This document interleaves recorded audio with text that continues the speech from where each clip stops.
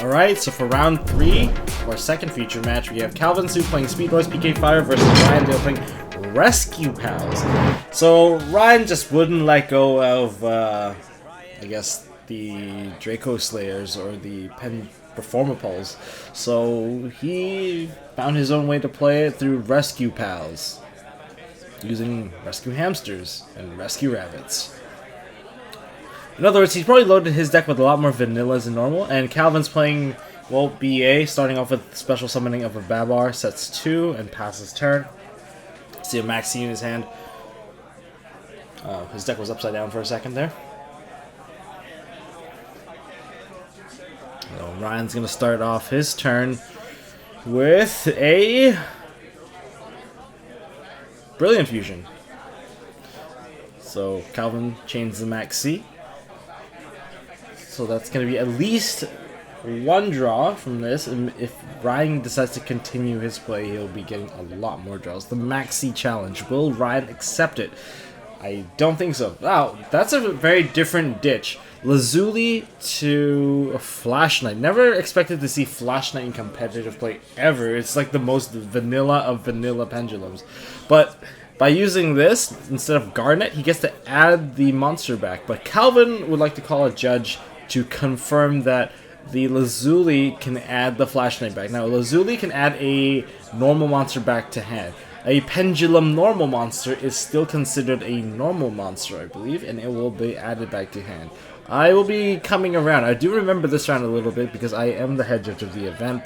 I'm running around like crazy, and I did get called over for this particular ruling. I ruled it that the Lazuli will be able to add the Flash Knight. It's the same idea as Summoner Art. How can you use Summoner's Art to add a Clifford Scout? It is a normal Pendulum monster, but it is still a normal monster at base.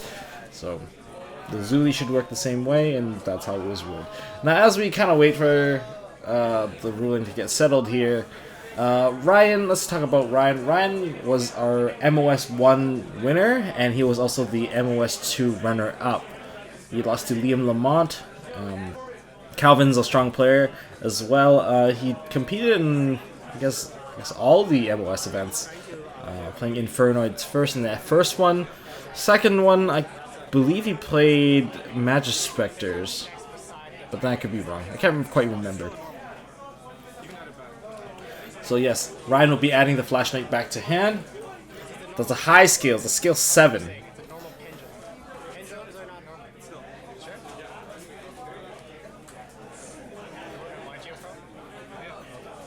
Here we go. Is he going to make a second play? I see that Ryan may already have another Flash Knight in hand. But it is a level 4 monster, so he's normal summoning the... Okay, so he's using Seraphonite to summon out one, and then normal summoning out the Flash Knight. So he's got Master and the Flash Knight. This can easily run over the Babar. Oh, upon entering the battle step, he uses the Fog Blade, so that his Babar cannot be targeted for an attack, which does make a wall against Ryan.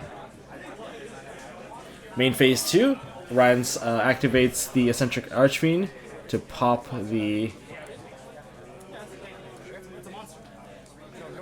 face down. Well, there goes the Solemn Strike, which is pretty good. Fogblade isn't actually going to be doing too much. It's just not letting the monster attack negates his effect, although it does create a bit of a wall. But I'm sure it's pretty easy to answer a face-up card on the board right now. That Maxi didn't get as much value as I thought. Oh, he's going to go with the Pendulum Summon by putting up his 2 scales. Sorcerer. Wow, Sorcerer into Pendulum Summoning the Sorcerer. What is he going to pop? Oh, he's going to go for the scales. So there's going to be a draw 1 because Maxi is still alive. Pops 2 cards. Ryan will be searching 2 performable cards. So he's going to go with Key Turtle and Monkey Board. So a half Pot of Greed, half Rhoda play coming up. Is he actually going to go for it? Like, he's still under Max C. So Turtle goes down, and then the Monkey gets the draw, gets the search, probably. Did not see the draw. Maxi netting 2 cards. So he adds the Joker, of course, best card in limited cards. All these 1-ofs that can be searched. This is why the deck is still very consistent to a lot of people. Oh, he's gonna continue the MOS3 challenge. Overlaying into Abyss Dweller. Oh, yes. I would still make the Dweller. It stuns the whole board. Standby phase. Dweller uses his effect. Graveyard is completely stunned now. Killing off that Solemn Strike definitely was the right call. Being completely stunned out of the graveyard. You can't do too much. You lose your Graph, you lose your Seer, your Phantom Knights don't go off. Don't get Scarm Search end phase. End phase Scarm. 3 words that a lot of players dread so far. So I can see of all the Phantom Knight clothing pieces, I see Boots in Calvin's hand right now. He can summon the Boots. The effect of his Babar is negated. He could technically overlay with it too. Possible plays. Like once you start negating your own base stuff, you can actually start summoning. So it summons out the Dusty Cloak. Yes, see? It doesn't pop. It's negated. Special out the Boots. Without any back row, he still can go into an overlay for 3. Rank 3, perhaps? Dante's still possible. You can still kill off that stupid Dweller that's in the way. But I'm not sure if you want to mill too much. With nothing banished, there's only like really Dante that's really good. You could potentially go into a Beatrice as well after you kill off that Dweller. 1, 2, 3. So there will not be an end phase Scarm this turn, so that is unfortunate. And the Twin Twister dies along with a Terror Top. Terror Top is a really good card. Terror Top to me feels just like a 2-step tour guide. He's 25. Yeah, Dweller has to die. If there was a movie, Dweller must die. So a little bit of damage going through here. The 25 to the 17. Dante goes to defense mode. Unfortunately, the Boots can't do too much, so he is going to ditch the Farfa to go into Beatrice. And pass his turn. And remember, if you do summon a Beatrice from the Burning Abyss effect, it cannot detach to mill a card during that turn. So apparently here he drops a MOS3 on the standby phase. Now with the Farfa that he ditched does not give the effect of it was still under Dweller at the time. Ryan is now considering his plays. What can he do? That Beatrice is very stunning. Aside from it being a very beautiful card, it has the ability to stun your opponent's plays.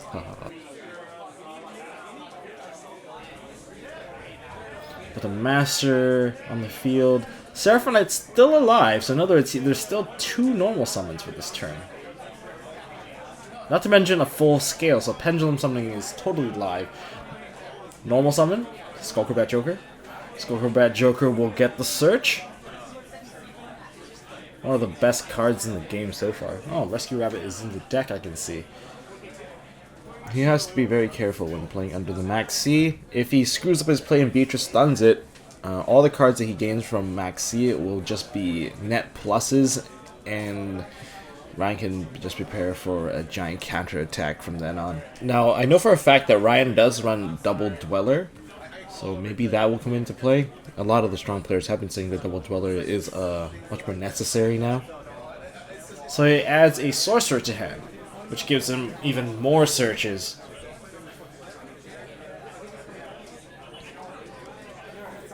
Now, of course, Draco Pals or any sort of, I guess this is Rescue Pals, Draco Pals, whatever you want to call it, is very susceptible to cards like Raigeki because we don't have as much recovery in the deck anymore. So he goes into a Dynasty play.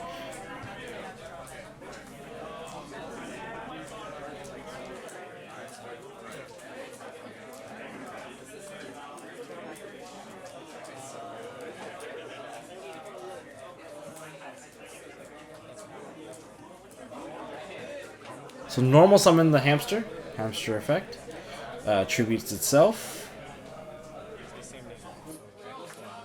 Calvin's going to be drawing for Max C. He summons out 2 more Masters out of his deck.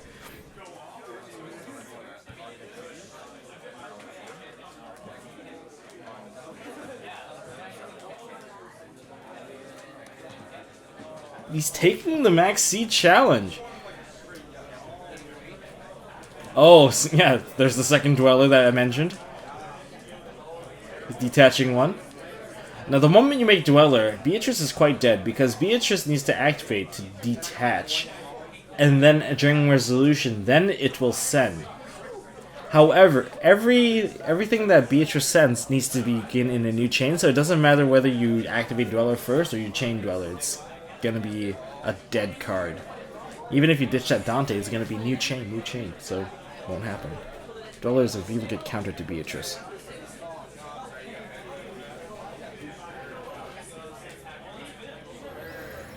However, Beatrice has a solid defense of 28. Not exactly too much can be done to the battle phase. The battle phase is quite dead right now.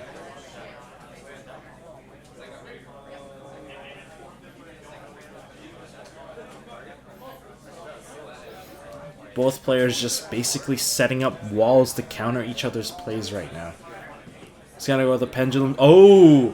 Now that's a different story. The moment you went into the luster, that changes the game. Sorcerer effect popping the 1 card, Monkey Board. Now you are letting Calvin replenish like a full 5-card hand by this point. If you're gonna go into an Ignister, you can spin the Beatrice away, perhaps. Perhaps to make even more plays. So the Monkey Board has been popped by Sorcerer's Effect, adding a Lizard Draw, which will reward Ryan with a Pot of Greed.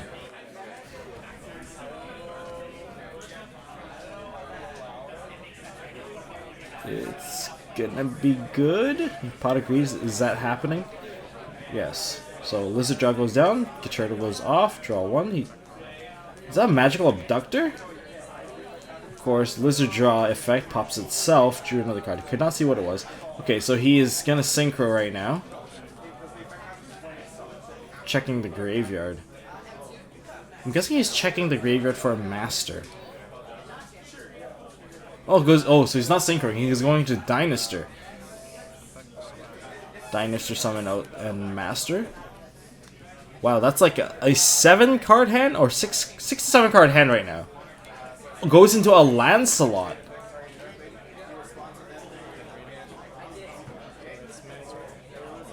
Yeah, Lancelot has a mandatory negation. Oh no, so he's gonna activate Beatrice's effect. Lancelot has a mandatory negation. It will automatically negate. And Lancelot does not destroy the monster that it negates, so that's pretty much the end of that chain. Oh right, Ryan does run a very special tech in his deck, using a Pain Gainer and 7 Sins to do some major damage. So he's gonna attack with the Lancelot. Lancelot is once per turn. Lancelot's effect, after it deals damage, he's gonna pop a card. He's gonna pop the Beatrice. Beatrice, a Dweller is still live, so there will not be the Fusion Dante. The Fogblade is like not even a threat. It can be answered later on. But it is very, very scary. So, okay. The Magical Abductor has gone down and set 1. So, just so we're aware of Magical Abductor's effect, every time you activate a spell card while she's on the scale, she'll gain counters. And when she has 3 counters, she can search a Pendulum monster, any Pendulum monsters from the deck. Now, Dweller is still a card on the field. Now, Ryan's playing very smart. He let the Lancelot go off first before using his Dweller, or else the Dweller would have been negated by his own Lancelot, and that would have been super counterintuitive. Calvin, man, of course, he baited that out right away.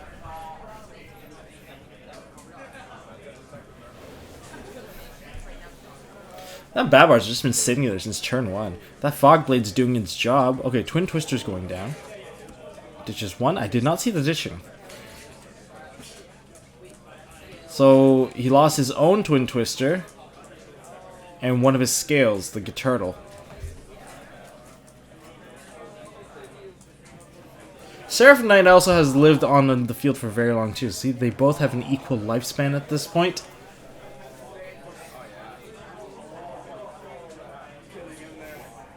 The battle phase has been very lackluster, except for like the one Lancelot swing. Normal Summon Seer. Overlay. Are we getting a Dante?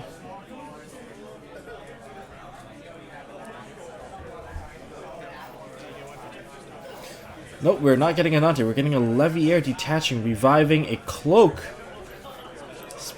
Special summon Taketomborg because there's a wind monster. Overlay. Is this gonna be a Dante? No, it's gonna be a Break Sword. Break Sword. Popping the Fog Blade, and what is he gonna target on Ryan's side? Popping the Fog Blade is pretty smart. It's just a floating card, and he's gonna kill the Master. Interesting choice. I'm guessing the Master is the only one that can actually go into other stuff. The Lancelot right now is just a 2k beat stick. Most of these guys are just beat sticks and walls.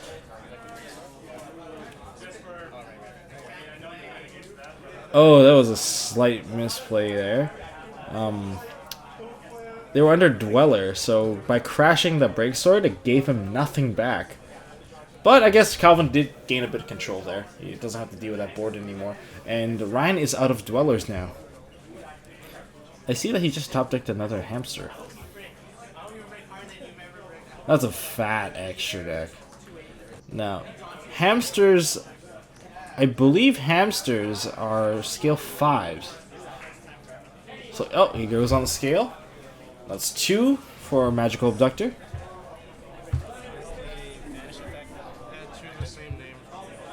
Now, if you do get rid of the Hamster on the scale, it adds 2 cards with the same name of the extra deck back to your hand. Pendulum Monsters, that is.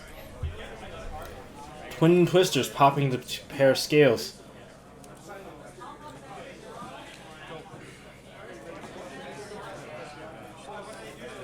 Oh, Ryan scoops this one up.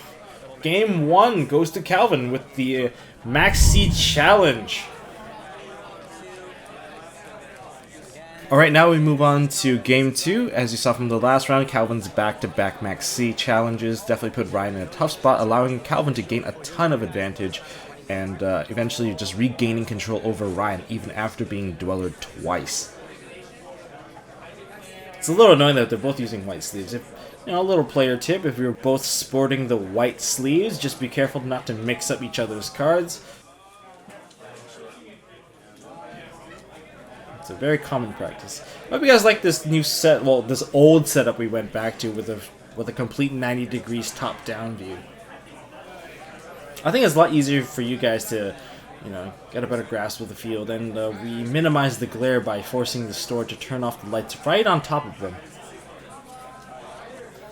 Now, Ryan opens with the Sky Iris. There's a Magical Abductor too. Magical Abductor, according to our interview with him, was one of his best cards. So now there's 1 on Sky Iris. He has a monkey board, so he's got some of the 1-up cards right there. Now, Calvin has been a fan of using Ghost Ogres, so I'm a bit surprised. But then, of course, Sky Iris is not gonna let him target anything. So he uses Sky Iris to get the Performable Odd Eyes Unicorn. That's one of the latest cards. It's a high scale, it's a scale 8. And now, because of all the cards he has played, the Magical Abductor will be searching any Pendulum Monsters, getting himself a really solid Rhoda. What would he go for, though? I mean, he could definitely go for like cards like Joker, which would just continue to help him get pluses. Or, of course, you can get the other one-up card, Luster. Luster, very strong card. One of the only accesses into, what's his face? Ignister. Now he's a pendulum summon, summons out 2, pops at both scales with the sorcerer. Sorcerer will be getting a search. Of course, he has not normal summoned yet, so this could be huge on the setup.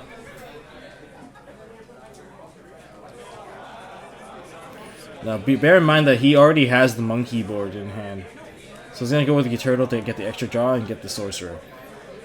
He can summon the sorcerer, even get the lizard draw, and get an early Potic replay as well. So he's going to normal summon that out and get the lizard draw. I guess I'm pre-casting this game here. Predicting each player's move. So he's going to go into Ignister. So early Ignister. Summons out the Master.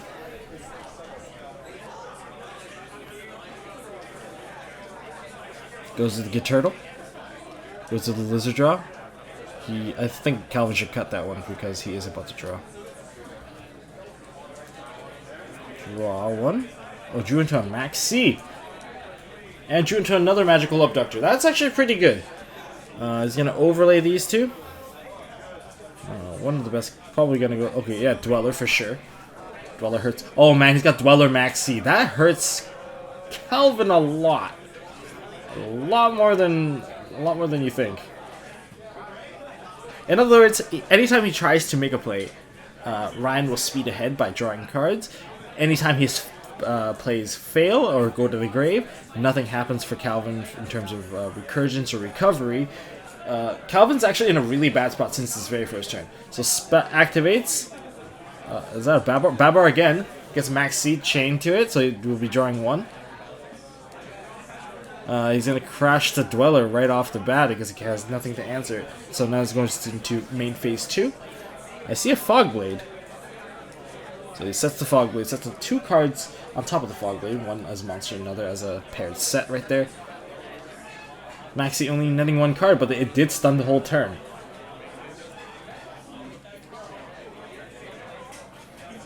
A really well set up extra deck on Ryan's part in this game 2. And Ryan's not messing around now. He's like, oh man, we gotta go all out and give me the first turn. It is like Yu-Gi-Oh has gotten to the point where if you don't do anything first turn, you get punished and you will never catch up.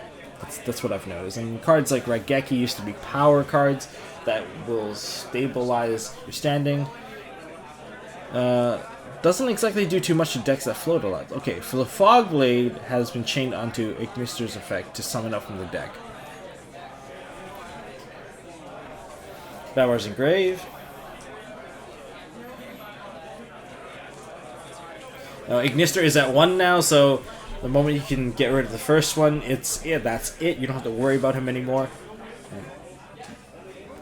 Sadly, hitting Ignister is probably the most painful thing for the deck. It's the only reason why less and less people are willing to pick up like a Draco Pal deck because of how hurt it is. So Hamster has been summoned, tributed, summon out 2 more Hamsters. That is a possible play, yes, because it tributes itself as cost and then it targets. As long as you have another legitimate target, you can use Hamster into Hamster. It thins out the deck.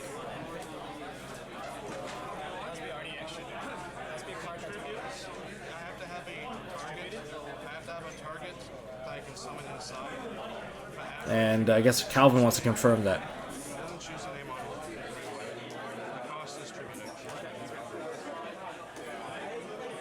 So this ruling is actually very similar to an old precedented ruling during the Lightsworn days of Lumina ditching a Lumina. Say you normal summoned a Lumina and there was a wolf in your graveyard already, and you ditch a Lumina. Lumina can target the ditched card and summon a second Lumina that you, of course, just ditched. As long as there's a valid target, this play is actually legal. Good rulings to know, you know, having long experience with the game does find like a lot of precedent for rulings that you can base upon. You know, it's good news all around. Ryan's thinking about how he's going to make this play. He has a monkey board in hand and a magical abductor. He's going to overlay these two Is he gonna go into another Dweller? No, he goes into a Diamond Dire Wolf. Now, Diamond Dire Wolf with his deck, he has a lot more beast than most decks, but he's gonna pop himself in the Fog Blade. Okay, so Ignister still hasn't used his ability to spin a card back into the deck. He has only used the special summon effect, so that part's done. I think the best thing to do right now is to go into that monkey board. It's a painful decision as well. Oh, he's gonna go into Magical Abductor. Painful decision. Gets a master into the graveyard and adds with 1 to hand. Did you know the artwork for Painful Decision actually makes a lot of sense? You have one of them will sink to the shark and get eaten, and the other will be saved. It's kind of funny.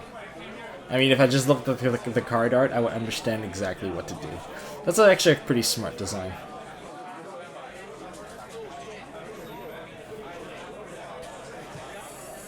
Ignister, will you be popping a card?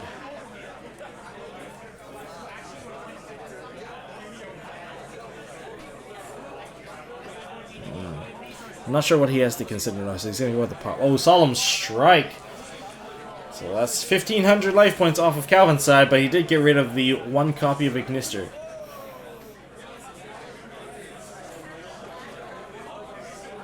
I don't think a Pendulum Summon happened yet. In other words, if he Pendulum Summons now, it's gonna be. I think it's gonna be quite lethal. He's got a pair of hamsters as 4s. He's got a Sorcerer, he's got a Luster.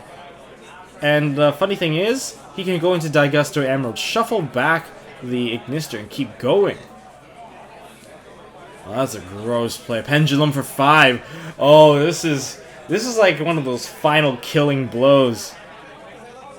Okay, so Calvin scoops this one. He knew this one was over. That was brutal. That was a good recovery on Ryan's end. If he Pendulum summoned too early, without using Ignister, oh man, he would have just lost right then and there. Calvin's still considering his side deck. Oh, he just finished siding. Pile shuffle your cards, guys. It's actually pretty smart to actually pile shuffle your cards because you don't want all your side deck stuff to be clumped. You actually want them to be nicely spread apart. You don't want a handful of all side deck cards for one thing, and you don't want to not even see a single copy of them. So by pile shuffling them, then it gives them a more even split. So maybe you'll get some, maybe you won't, but at least you know for sure they aren't clumped together. Oh, careful there, Calvin. I always request my opponents to shuffle my deck face down, keep it parallel to the table, so there's like no stacking involved. I mean, it's a little more convenient to do it sideways because you know it'll slide in nicer, but I would prefer if you just do it sideways and look away. Allure of Darkness has been played. Draw 2. He has to now banish 1 dark monster or give up his entire hand. So Farfa has been banished. Special summon out the Terratop. Terratop will be getting a Takitomborg, unless he runs something else. Like a red-eyed dice? Nope, Takitomborg it is. Takitomborg special summon. So there has been no Max C played to stun anything. No, he's gonna Max C it.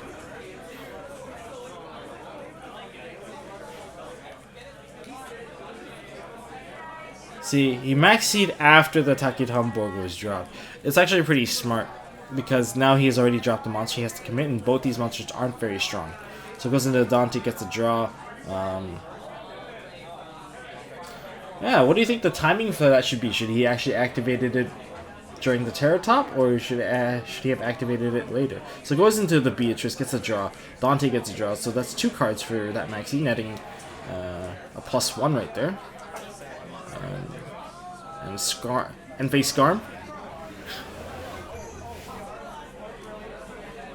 Not exactly the best board on Calvin's side. It's just a Beatrice.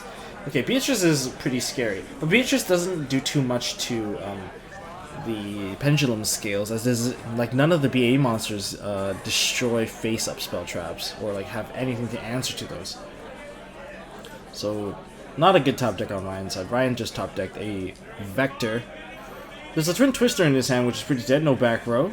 There's a Master in his hand. Is that a Monkey board? Did he open Monkey board every game? Holy crap! I could be wrong. Could be Hamster. Hamster would be pretty awesome at this point. But Beatrice has been going to work for Calvin. Okay, so there goes the Master. Master pops himself. Oh, he does have a Hamster. So he can go Hamster into 2 more. Would you get rid of this with the Beatrice? I actually might. Because legitimately now that Hamster has turned into, I guess, a Rescue Rabbit. And we know how good Rescue Rabbit is in the deck. Like, don't get me wrong. Like, the moment you get Rescue Rabbit, you can go into your Dynaster plays. You can go Dynaster. Basically, Rescue Rabbit can turn into 4 monsters by reusing the first 2 twice. But the normal summon has been used. I was gonna go with an overlay. Dweller. Yes, Dweller is just too good now. Now it's guaranteed to stun Calvin. Now we don't have to worry about the monster effects or getting banished by a Farf or anything. So Eccentric Archfiend has been placed on the scale. Vector has been put onto the scale. There is quite a few monsters in the extra deck. Well, there's enough monsters anyways. Oh, another Sorcerer. Oh my god, you always have Sorcerer. Sorcerer will be popping the scales and getting more searches. This could end really, really badly on Calvin's side. Calvin does not exactly have a lot of cards. He does not have a Max C to maximize the recovery and like give Ryan a Max C challenge. Of course, it's going to be standard Geeturtle and Monkey board, because both cards, well, basically aren't really cards. Geeturtle will just be like an upstart goblin right now, and then that Monkey board is just going to be a Rhoda. So there's a Terraforming. Okay, that's a very interesting change of events. Terraforming. So Monkey board effect. He's going to go with the Skulker Red Joker. Now he can't normal summon this turn. Terraforming into Sky Iris.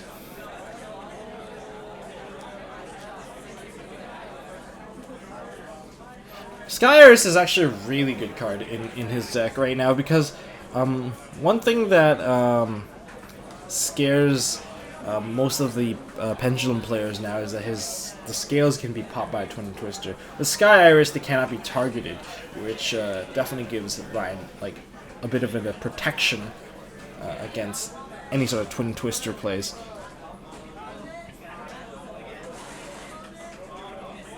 Now, is he going to play the Sky Iris and actually pop a card? He already Pendulum summoned, so maybe he can actually hold off, unless he just wants to play it for protection. So, I guess he sent the Master and the Sorcerer into making the Dynaster. Dynaster will be reviving the Master in the graveyard. Technically, he can overlay it now into Magister, if he really wanted to. Or maybe he wants just to clear off that Beatrice. That like the Dante and everything, like that Dante's not gonna get their effect. The Beatrice won't be getting any effect. If we can just run it over, it'd totally be worth it right now.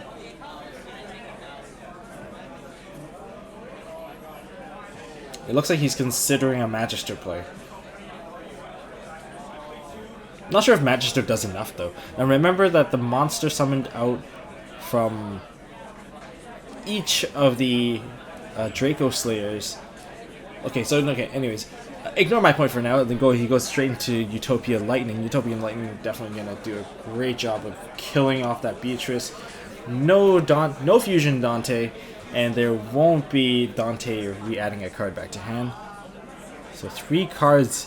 Okay, the 4 cards total. 1 card face down. 3 cards in Calvin's hand. Is Dynaster going to go for the swing? Dynaster goes for the swing. Kills off the Farfa. Farfa won't be doing much. And then a 17 to the face on Calvin.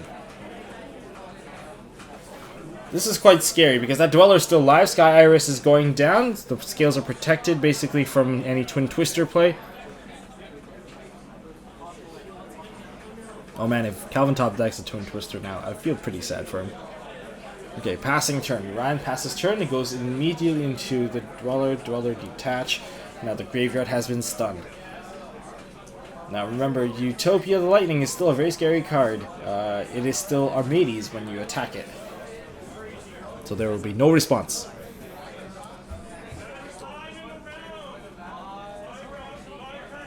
Well, time has been called.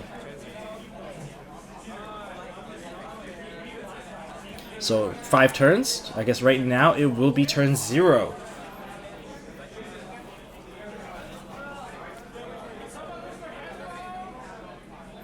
He's gonna overlay into Dante. Dante, pretty good effect.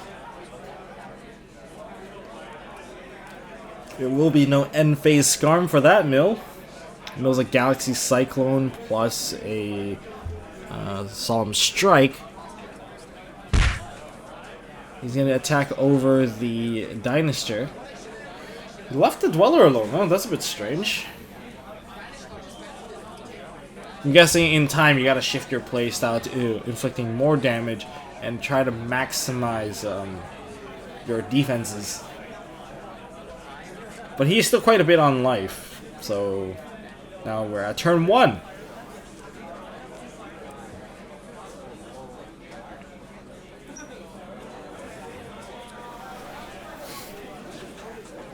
Now that Dweller is a bit of a dud.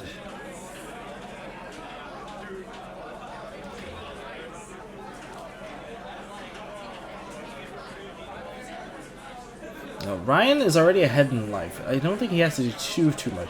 Okay, see, the Dweller being a dud, he definitely allows Ryan to use Sky Iris to pop it and get a search. So he can. The only thing he can search for are the Odd Eyes Phoenix. Oh, there's the Phoenix, or the Odd Eyes Unicorn. So he does run the Phoenix and scale 6, so he can Pendulum Summon onto the field.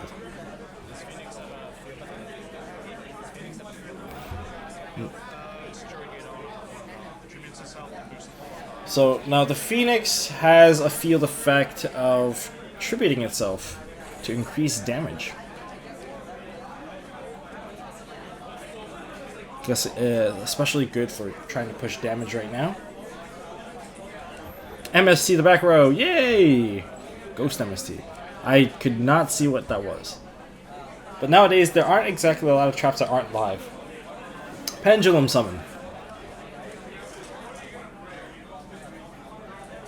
Oh, this is not good. Now Beatrice can't answer anything. Sorcerer effect to pop. Beatrice chains.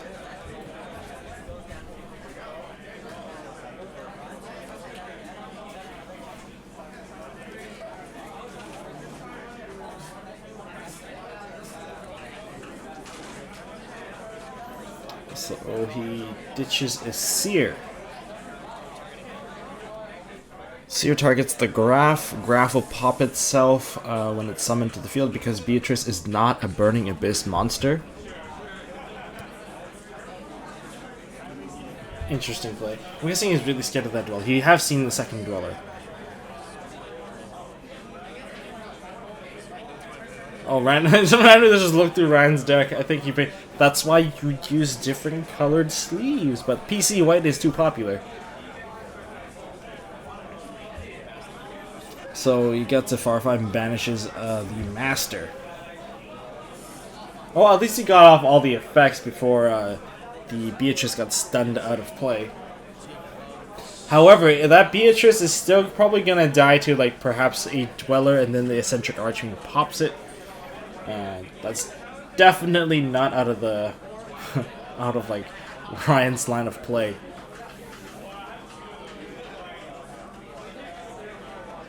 Scale? Okay, getting in the draw. I did not see what that was. So Hamster and a Twin Twister. Oh.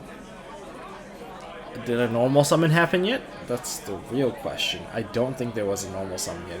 Early turn he popped his own Dweller. But, okay. There's the normal. Getting into of course, the Skullcrobat Joker. What is he gonna add? No. Okay, Calvin scoops. He knows he's gonna be dying right now. I guess we didn't need to finish turns, but congratulations, Ryan, on winning this match. You sure showed us how to play the Pendulum deck. Hopefully you guys learned a thing or two about how Pendulums can play against BA, although BA did suffer quite a bit in the current set with the release of Ghost Reaper. A lot of the rounds for the BA players ended very shortly thanks to Ghost Reaper Winter Cherries. Ghost Reaper Winter Cherries just destroyed the Dante extra deck. People that are playing the BA should consider running Necrofaces. Just to put all the Dantes back, because why not, right? And if you guys like this video, please give it a thumbs up. If you guys want to see more, more matches coming up, please subscribe. And as always, don't forget to hold on to your MST.TV.